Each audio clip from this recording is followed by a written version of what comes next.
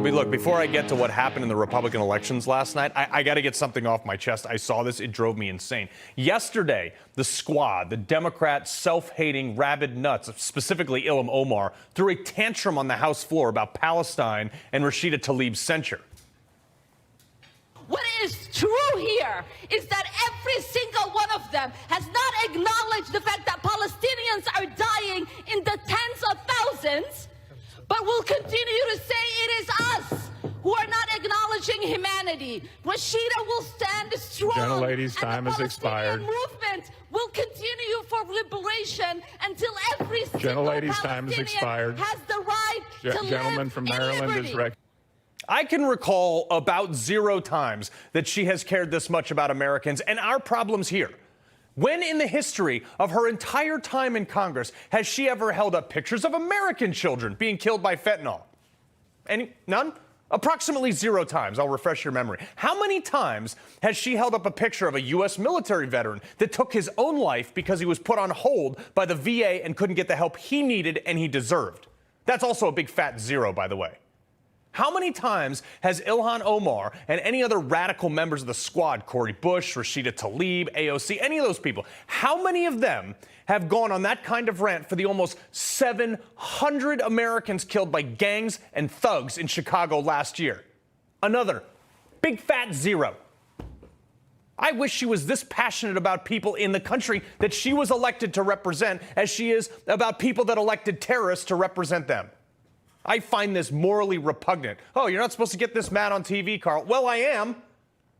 I'll just come out and say it. I think Ilhan Omar hates America and what we stand for, which I find super ironic. Our country took her in as a refugee by our own good graces, gave her opportunities that she never would have had back in Somalia. She came here to get away from all the crazy stuff that threatened the life of her and her family, one of which, member, was the FBI was suspected her of marrying. They're saying that, not me. Instead, she brings all that crazy stuff into her district in Minnesota, which ironically is the #1 terrorist recruiting capital of the United States. That's according to the FBI, too. Send her back to where she came from. I will pay for her plane ticket. America gave you endless opportunity, Ilham, endless ability by our good graces, and gave you prosperity, and you hate us for it. And the rest of the Democratic Party, less the, 20 or so that voted to censure Rashida Tlaib with Republicans yesterday, is totally complicit with this nut job.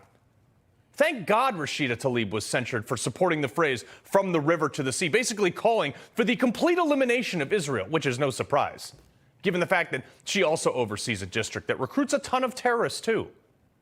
She is the only Palestinian American in Congress right now. But the key word there is American. Rashida, you need to pick a side, lady. And if it's not America and our Constitution and our allies, maybe you should go back. If you hate it so much here, there's the door. Well, but you won't, because all the nice rights you enjoy here and you certainly exploit here in America, you don't have those rights in that region of the world. Ironically, Israel is the only country in that region that would give you those kind of rights and that equal respect. And you want to wipe them off the map. In the midst of all this, you know what the White House does? They launched a committee on Islamophobia. While Jewish kids are getting death threats and chased and forced to barricade themselves in libraries at colleges, no word on that. But Islamophobia, let's get a government panel on it.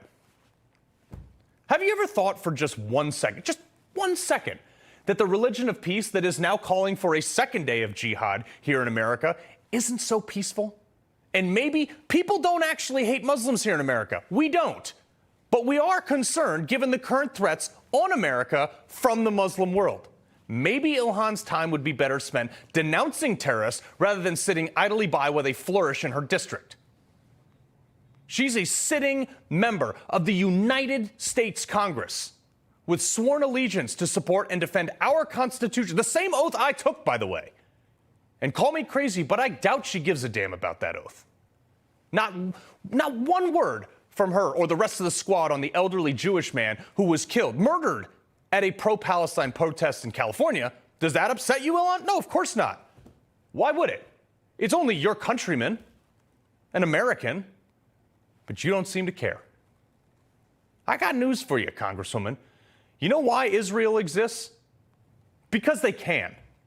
Because you know why the terrorists in Gaza, the ones you seem to be supporting, are getting stomped? Because Israel, the people you openly hate, have spent the recent history creating freedom, prosperity, and military superiority instead of oppressing women and building terrorist compound bunkers underneath hospitals and schools. That's why. Our country, that all these squad nuts are elected to represent, is the beacon of freedom. We're the shining city on the hill. America goes away. All else is lost. There is nowhere else. And yet they hate it. Yet they stay here. I have sacrificed too much. I have sent too many of my friends home in boxes and bags to let people that America helped, given every opportunity to. I will not let them spout off from their privileged position about how awful they think we are. No, that's my right to shout back at you. I've earned that right. So you call me whatever you want, Rashida Tlaib, Istophobic, phobophobe, or whatever. I am not that. But I am not going to sit idly by while you trash us and support terrorism.